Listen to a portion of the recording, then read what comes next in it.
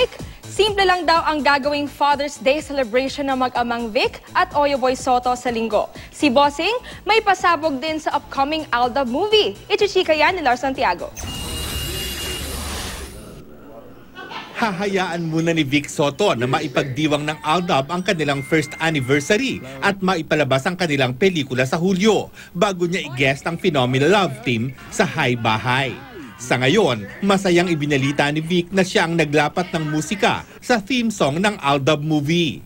Matagal ding hindi gumawa si Vic ng awitin at binalikan lang niya ito dahil sa Aldab. Sana mabigyan ko ng justice yung ganda ng lyrics ng isang magandang melodiya. Si Maine din ang kakanta ng theme song na ayon kay Vic ay tamang-tama sa takbo ng istorya ng pelikula. Alam mong galing sa puso niya, hindi yung basta ginawa lang kasi may pelikula.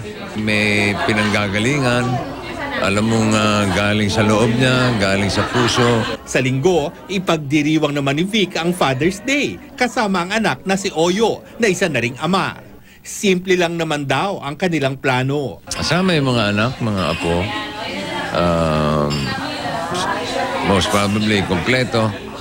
Baka si Mark lang absent dahil busy sa Gilas.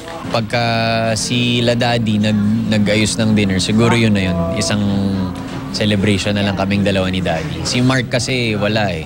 Nasa Greece para sa Gilas. Damang-dama raw ni Oyo ang Father's Day lalo't may padating silang baby ng misis na si Christine Hermosa.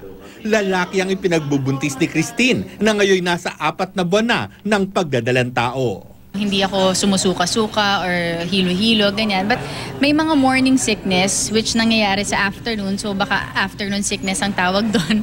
May mga ganon, migraines and mga migraines and yun, minsan parang nasusuka pero hindi naman natutuloy. Lars Santiago, updated sa Showbiz Happening.